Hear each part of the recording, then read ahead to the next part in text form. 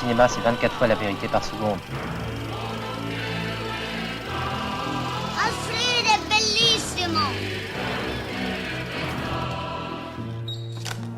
J'aimerais rester vivre avec vous. C'est chez toi ici.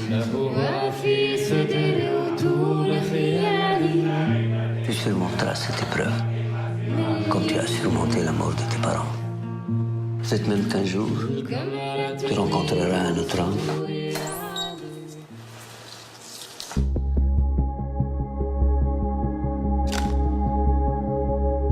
Je vais faire des portraits d'hommes.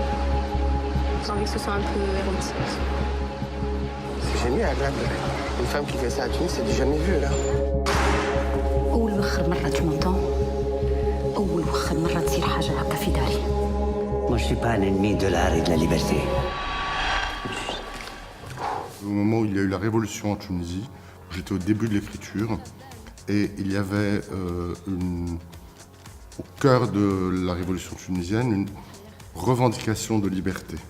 Ça m'était allé droit au cœur, donc parce que moi je venais de faire un film en Tunisie qui s'appelle Le Fil, qui était une histoire d'amour entre hommes, et qui avait comme ça, il y avait déjà cette question de la dialectique de la sensualité et du politique, quoi. C'est-à-dire que la sensualité tout d'un coup est un enjeu politique.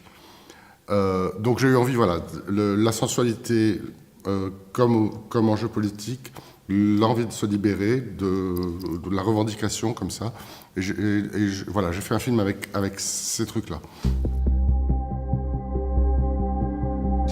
Assez vite dans l'écriture, je me suis rendu compte que peut-être c'était pour elle. C'est une actrice que j'aime beaucoup.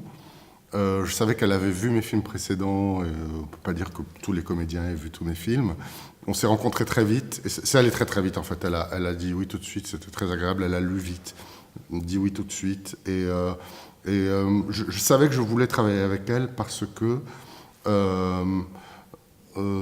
qu'on s'y attend pas. La fille qui demande au garçon de poser pour elle, on s'attend à ce qu'elle ait les cheveux courts, qu'elle ait un tournevis dans la poche de son treillis, et en fait, Afsia, c'est le contraire de ça. Elle est hyper douce et féminine, et ça donnait quelque chose de très intéressant au rôle. Ça apporte au rôle une émotion. Ça m'intéressait vraiment, cette inversion.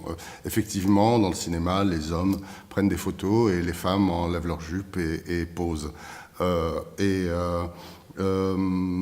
mon film, dans un premier temps, elle est son propre modèle, elle fait des autoportraits et elle subit un deuil avec la perte de son mari, et elle décide d'aller chercher des hommes, regarder les hommes. La question un peu théorique du film, c'est est-ce qu'une femme peut regarder les hommes comme les hommes regardent les femmes? C'est ça qu'elle cherche à faire.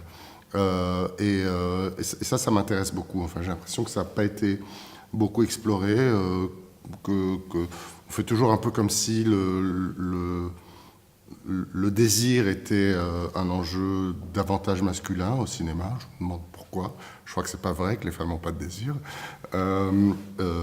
Et voilà, donc j'ai mis en place ce récit avec une espèce de volontarisme comme ça, d'envie de faire un film féministe.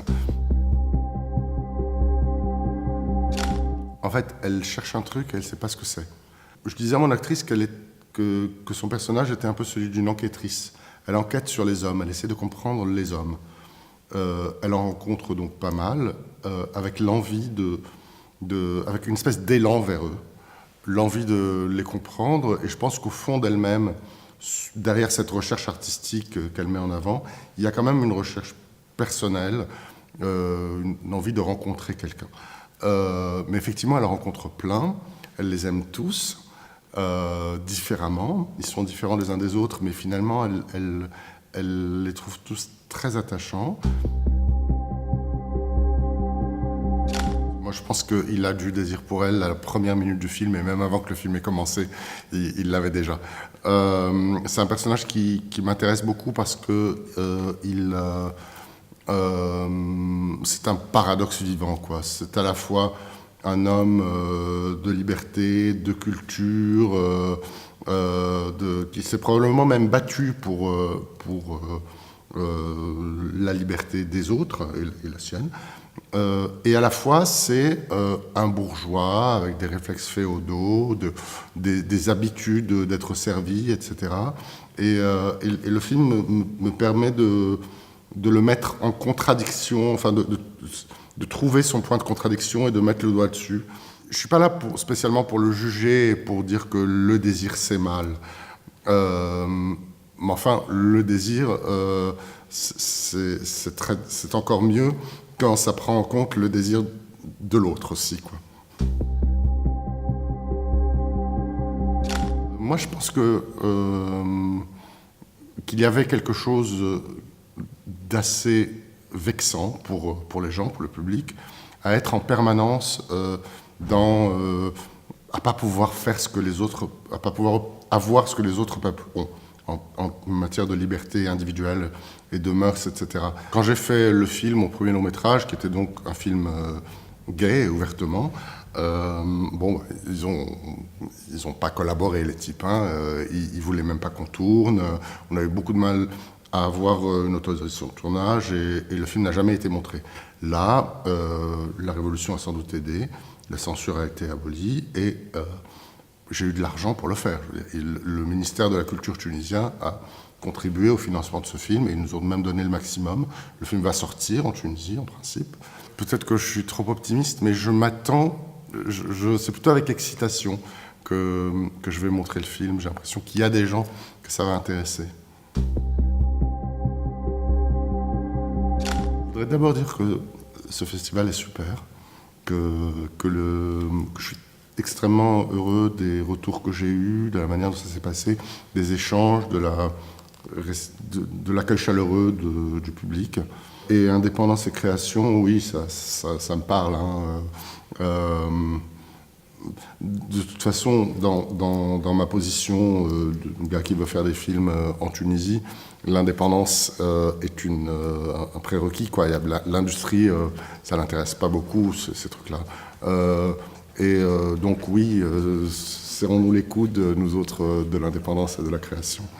La vérité, c'est que tu aimes les hommes, c'est tout.